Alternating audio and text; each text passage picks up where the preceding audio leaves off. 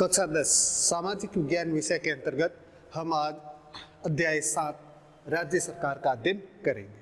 हमने अपनी इस यात्रा को आगे बढ़ाते हुए जब हमने पिछली अपनी क्लास के अंतर्गत अध्याय 6 केंद्र सरकार का अध्ययन किया था, उसी भाग को हम आगे बढ़ाते हुए आज राज्य सरकार के बारे में विस्तार से चर्चा करेंगे। सबसे पहले हम इस अध्याय के अंक भार का आकलन कर लेते हैं। यह अध्याय है 8 अंक का और इस अध्याय में 2 तरह के प्रश्न पूछे जाते हैं, एक 2 नंबर का और एक 6 नंबर का।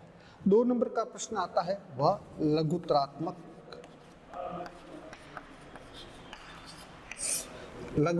किस्म का 2 नंबर का प्रश्न आता है और निबंधात्मक।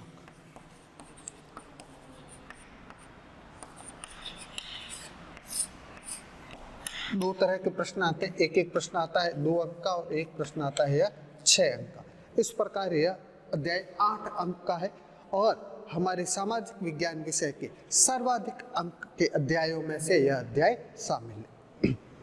जैसा कि हमने अपने पिछले अध्याय में पढ़ा था, सरकार के बारे में पढ़ा था कि सरकार क्या होती है, सरकार का क्या अर्थ होता है। जैसा कि हम जानते हैं कि सरकार एक वो अंग है या एक वो संस्था है जो राज्य को मूर्त रूप प्रदान करती है, और शासन कार्यों को, जनहित को उन्नयन करने का, सार्वजनिक हित में नीतियां बनाना, कानूनों का निर्माण करना और उन कानूनों को लागू करना या क्रियान्वित करने का कार्य किसके द्वारा किया जाता है? सरकार के द्वारा किया जाता है। अब हम देखते हैं कि भारत में संघीय शासन व्यवस्था अपनाई गई है। कैसी शासन व्यवस्था अपनाई गई है? संघीय शासन व्यवस्था, जिसे हम फेडरल सिस्टम कहते हैं। हमारे यहाँ डेमोक्रेसी में फेडरल सिस्टम को एडॉप्ट किया गया है। जो संघीय शासन व्यवस्था है, संघीय शासन व्यवस्था में हम यहाँ 2 स्तर की सरकारों का अध्ययन करेंगे। इससे पहले के अध्याय में हमने केंद्र सरकार का अध्ययन किया था, जिसे हम यूनियन गवर्नमेंट के नाम से जाना जाता है, और दूसरा है राज्य सरकार, जिसे हम स्टेट गवर्नमेंट के नाम से जानते हैं। यह 2 तरह की सरकारें होती है। जहां हमारा आज का विषय वस्तु है राज्य सरकार, संघ का निर्माण। जैसा कि आप और हम सभी जानते हैं कि भारत एक संघ है। भारत किसका संघ है? भारत राज्यों का एक संघ है। भारत राज्यों का एक संघ होते हुए भारत में 2 तरह की सरकार पाई जाती है। कौन कौन सी सरकार? सबसे पहली है संघ या केंद्र सरकार और दूसरी है राज्य सरकार।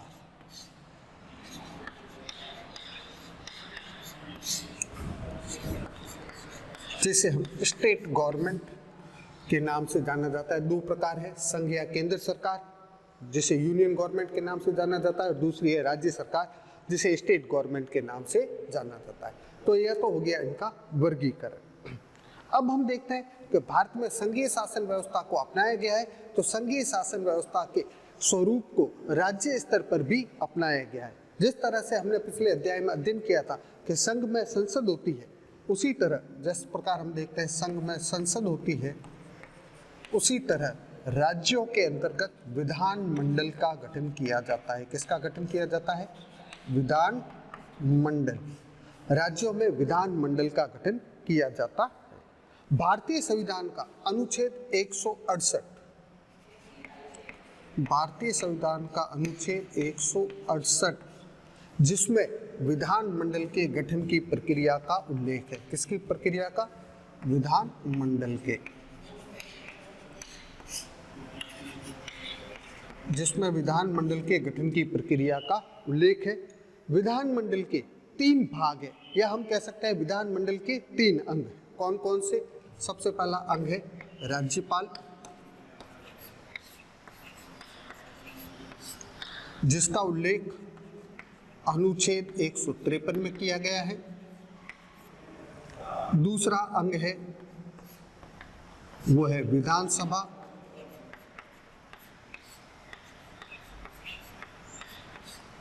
जिसका उल्लेख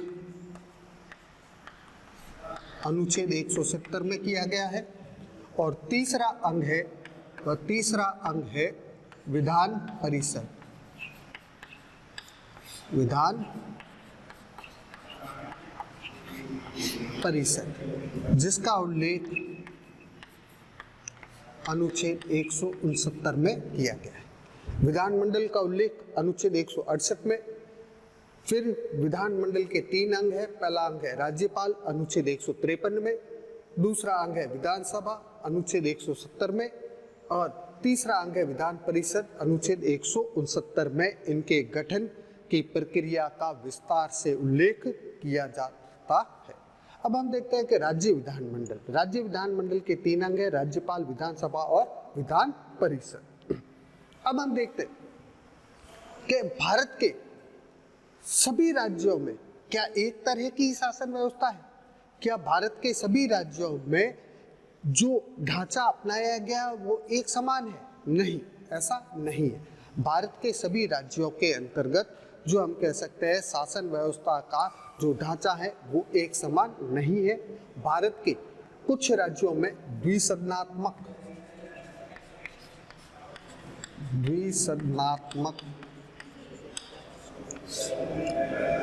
व्यवस्थापिका का निर्माण किया गया है और कुछ राज्यों में एक सदनात्मक शासन व्यवस्था को अपनाया गया।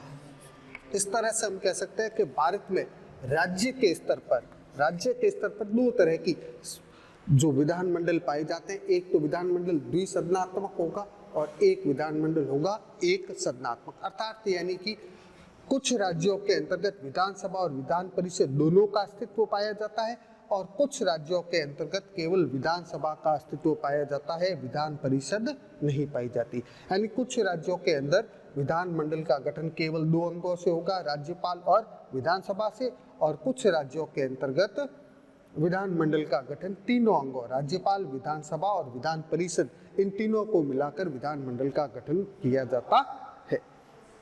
अब हमारे सामने एक यक्ष प्रश्न यह उत्पन्न होता है कि किन राज्यों में द्विसदनात्मक व्यवस्था होगी और किन राज्यों में एक सदनात्मक व्यवस्था होगी। इसका निर्धारण कौन करेगा?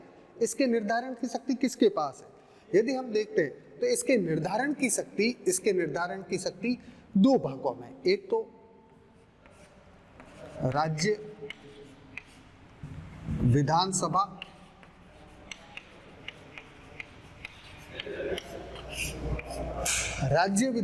के निर्वाचित सदस्यों को, और दूसरा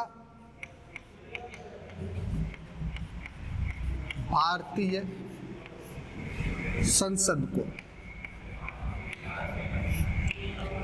राज्य विधानसभा के निर्वाचित सदस्य और भारतीय संसद के सदस्य, इनके पास वह शक्ति है कि वह यह निर्धारित करती है कि किस राज्य में द्विसदनात्मक विधानमंडल होंगे और किन राज्यों में एक सदनात्मक विधानमंडल होंगे।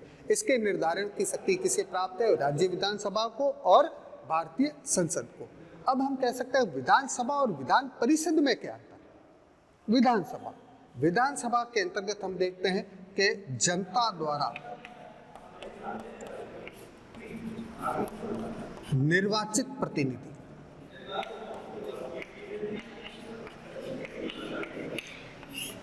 इसमें जनता द्वारा निर्वाचित प्रतिनिधि भाग लेते हैं, और विधान परिषद में निर्वाचक मंडल,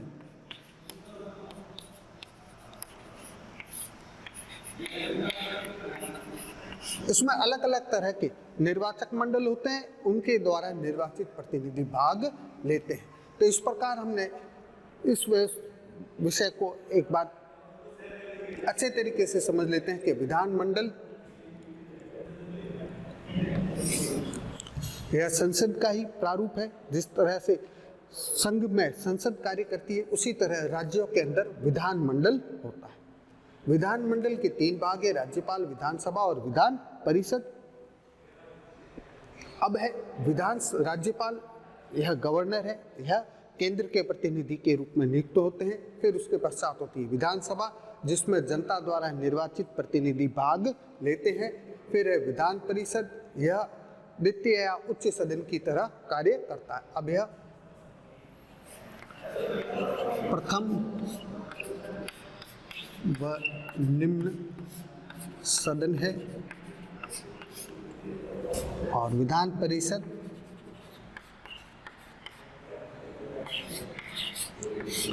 द्वितीय या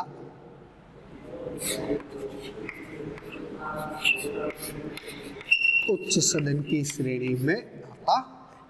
या प्रथम या निम्न सदन जिसे लोकप्रिय सदन भी कहते हैं, और यह द्वितीय या उच्च सदन की श्रेणी में आता है। अब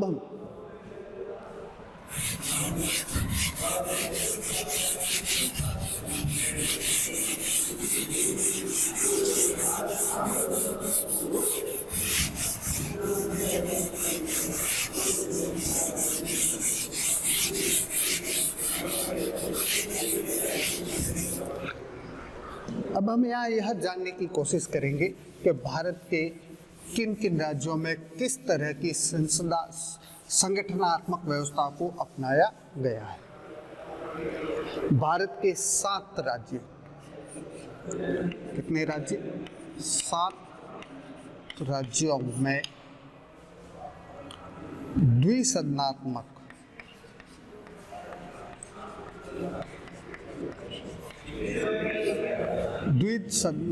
शासन व्यवस्था को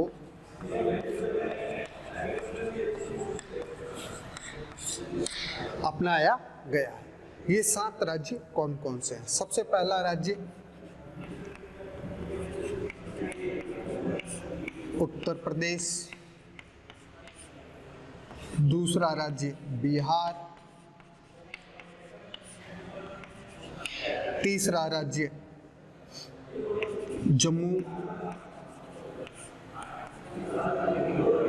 कश्मीर,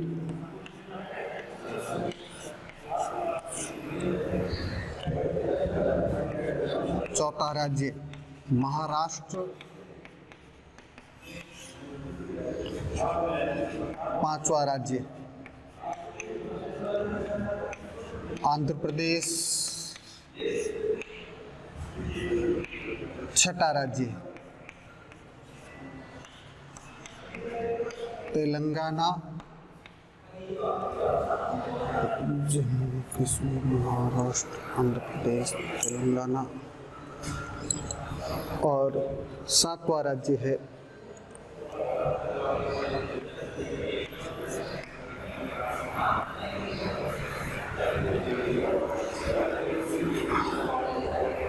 कर्नाटक।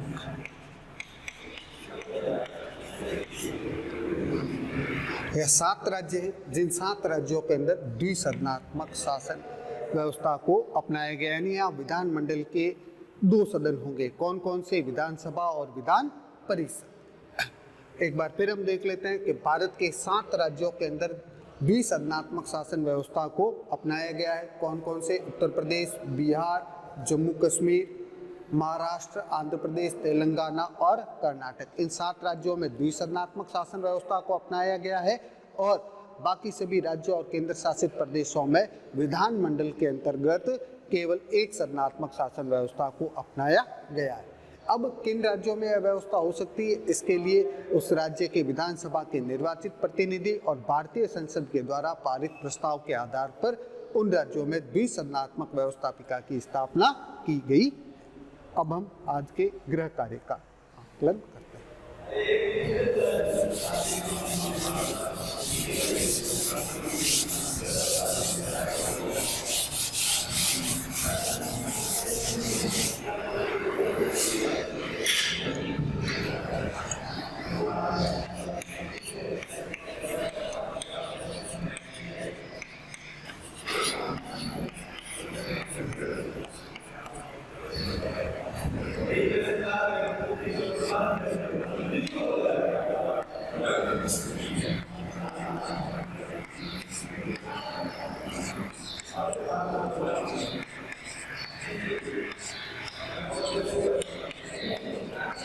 भारत के किन किन राज्यों में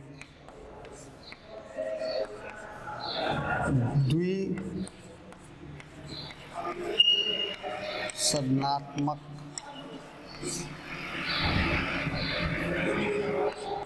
विधानमंडल है? यह प्रश्न है 2 अंक का, और प्रश्न संख्या 2,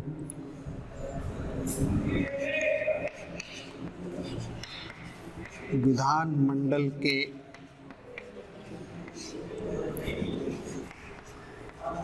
अंग या भाग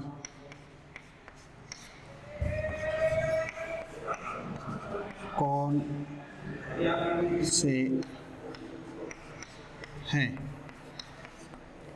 यह प्रश्न भी 2 अंक का